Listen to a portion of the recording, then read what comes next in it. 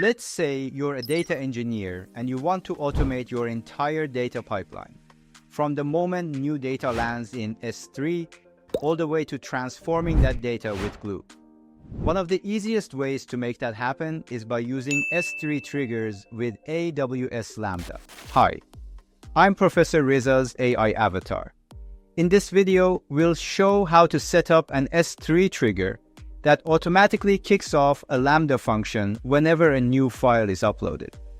You'll also learn how to test to verify the trigger works. By the end of this video, you'll know how to create and test an S3 trigger, link it to a Lambda function, and set up a Glue ETL job to complete your automated data workflow. Alright, we already have our Lambda function set up from earlier, the one where we printed the event and removed the return statement. Now we're going to create a trigger for it. First, click on Add Trigger, then choose S3 as the source.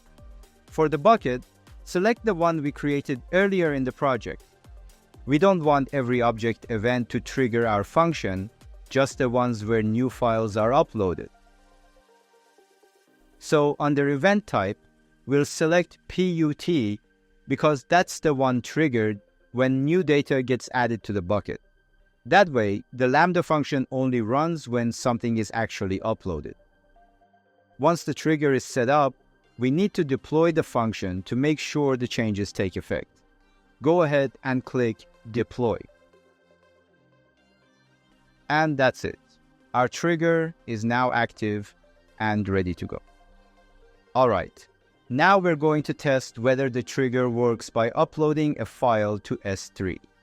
Head over to your S3 bucket, go into the Drop Data folder, and click Upload. In the GitHub repository, there's a sample file named drugtest.csv. We're going to upload that.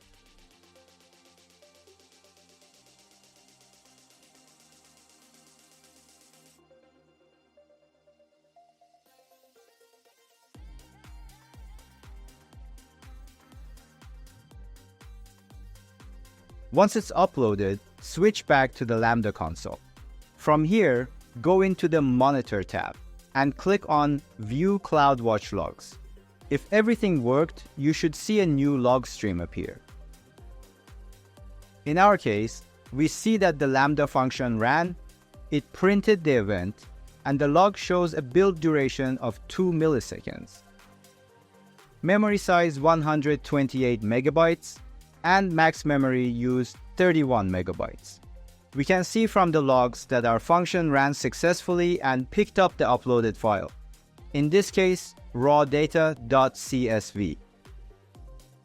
The function is printing the event details into the logs, which means the trigger is working.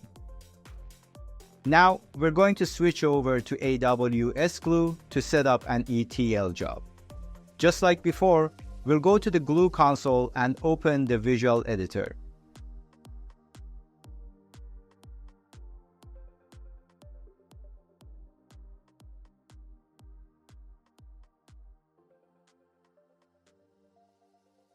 But this time, instead of using a table from the data catalog, we'll work directly with a file from S3.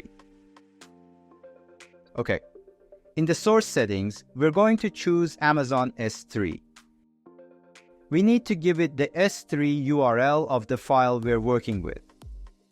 So go ahead and click on our bucket, find the file named rawdata.csv and select it.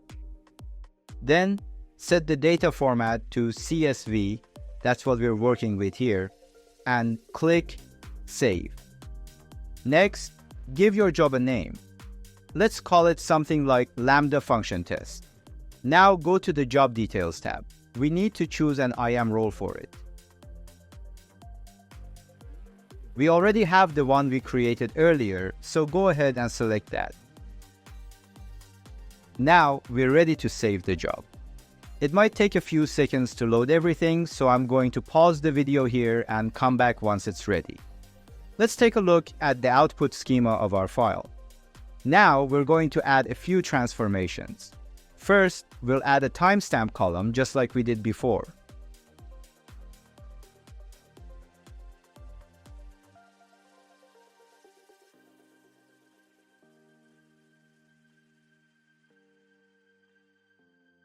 We'll name it current timestamp and format it to include year, month, day, hour, minute, and second.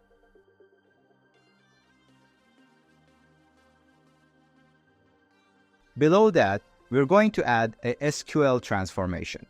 We'll use a simple query to select all records from our source where the year column equals 20,000, just as an example to filter the data. And below that, we'll add our target node where the output will be written. We're going to write all of this into our S3 bucket as the Parquet file. And we'll use snappy compression to keep the file size efficient. For the destination, we'll choose the processed data folder in our bucket. Just click to browse, select the folder, and that's it. Once that's set, we can go ahead and save the job and run it. This will take the input file, apply our transformations, and write the output back into the S3 bucket, all in the transformed format we defined. Awesome. So in this video, we connected everything together. We created an S3 trigger, tested it by uploading a file, and watched our Lambda function run automatically in response. Then we moved over to Glue, built a visual ETL job from that file, applied transformations, and wrote the results back into our bucket in Parquet format. This gives us a working pipeline from S3 to Lambda to Glue. In the next video, we'll take it further and show how to automate the full ETL flow so that everything runs from end to end without manual steps.